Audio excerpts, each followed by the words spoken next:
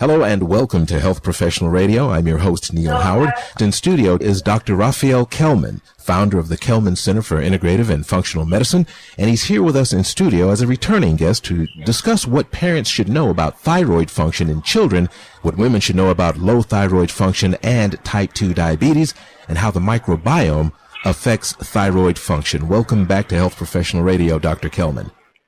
Thank you. Thanks for having me. Thank you so much for returning. As the author of a few books concerning, several different topics, gut reactions, the microbiome diet, and matrix healing, and also an expert in autoimmune, talk a little bit about why women should know about low thyroid function.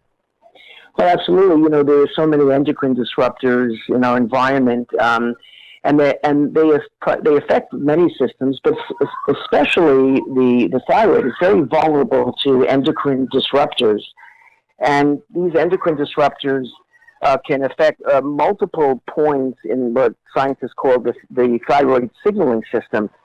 So, I believe that thyroid disease, like hypothyroidism, hypothyroidism, the main cause, I believe, is due to endocrine disruptors, and frequently it eludes routine blood testing. So I believe thyroid disease is an epidemic in our society today. So therefore, yes, it affects so many people, especially women, more so than men, but men as well, and especially children. Oh. And this is overlooked. This is not being picked up.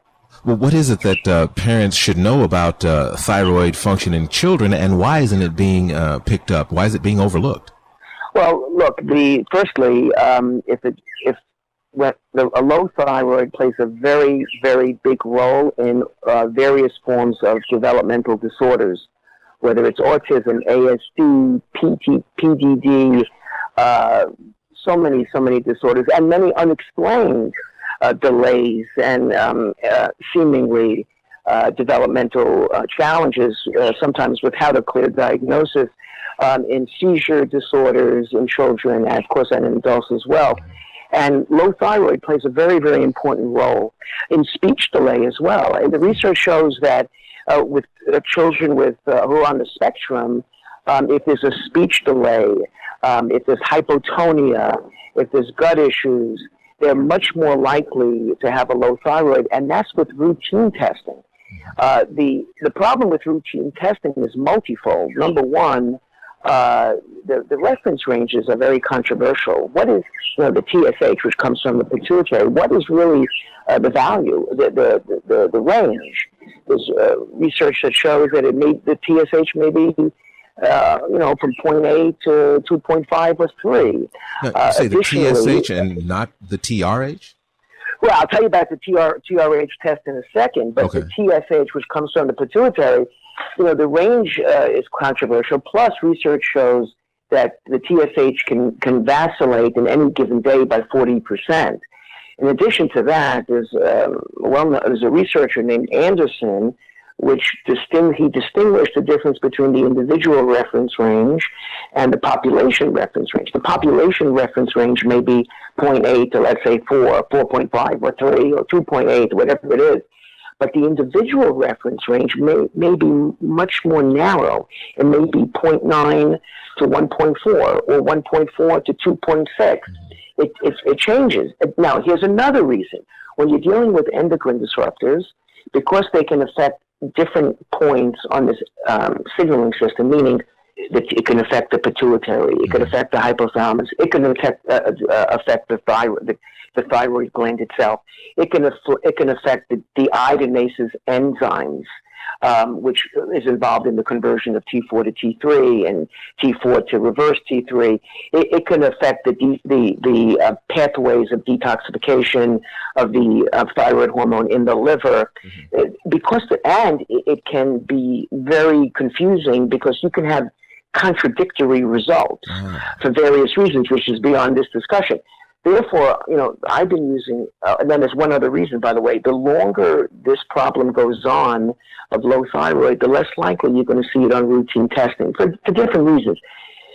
One reason is that I believe over time the output of TSH may change, that it may be sort of reserving the secretion of TSH for different, more emergency times. But there's another issue, another reason, in that many people with chronic disease, chronic health challenges, can have another concomitant problem or a separate problem where there's some downregulation of the hypothalamus itself, which makes the results even more confusing. I see this with autoimmune diseases, chronic diseases, and there's research to support this.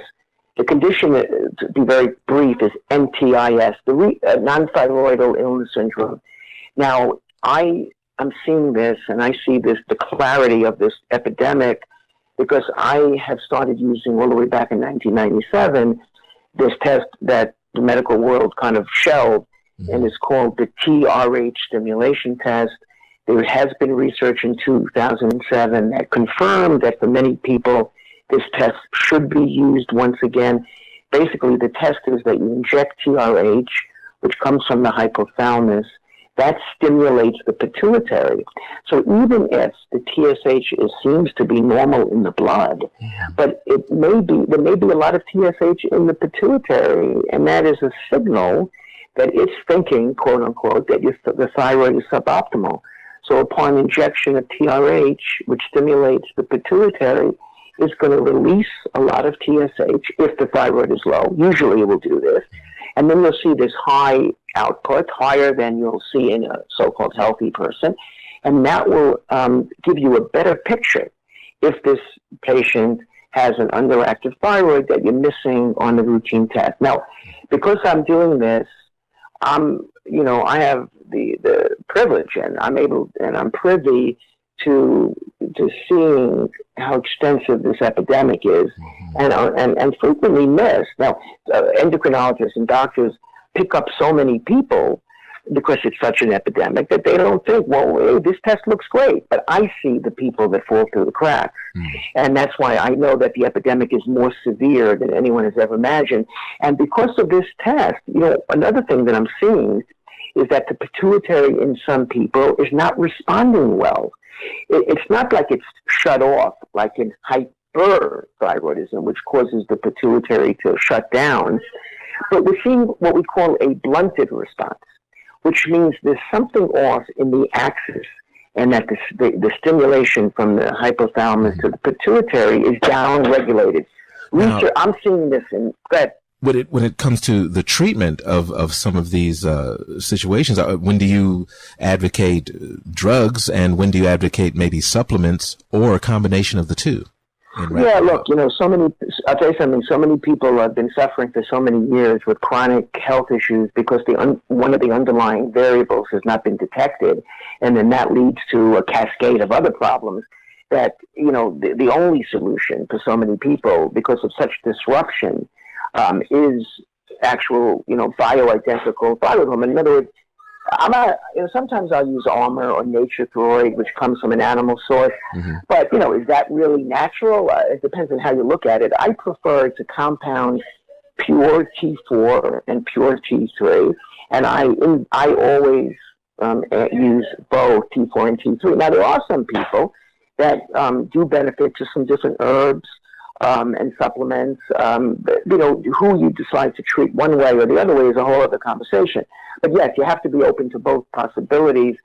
But what's very important is that invariably you're going to see some aspect of inflammation that extends much beyond the manifestation of such inflammation by tests like ESR and CRP, especially when you're dealing with this entity called non-thyroidal illness syndrome, NTIS, but also in many, many conditions.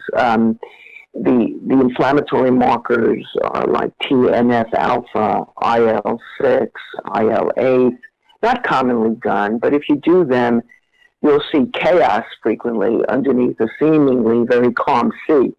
So, and research is showing that this condition called NTIS is associated with patients in the ICU. It's associated with burn patients.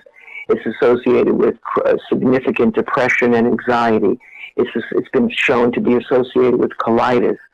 But one of the common variables is that there's inflammation, but not always, but frequently there is inflammation. And some of the markers that they see associated with NTIS is TNF-alpha and IL-6. So that's why so many doctors will say, hey, wait a minute, the TSH is only 0.6. Everything's fine. Wait a minute. Not so fast. Maybe it's 0.6 because there's also this issue. And maybe it's that by itself. Maybe it's in combination. Look, I'm not saying that NTIS is our big problem. It's another component. The biggest problem is thyroid disease itself, mostly because of the endocrine disruptors, also due to autoimmune issues, Hashimoto's, also due to inflammation, and who knows what, viral infections too, because of a suboptimal microbiome, a suboptimal immune system, and then there we go, we have the epidemic of thyroid disease. It's been great having you here with us in studio today, Dr. Kellman. You've been listening to Health Professional Radio. I'm your host, Neal Howard. Transcripts and audio of this program are available at healthprofessionalradio.com.au and also at hpr.fm, and you can subscribe to this podcast on iTunes.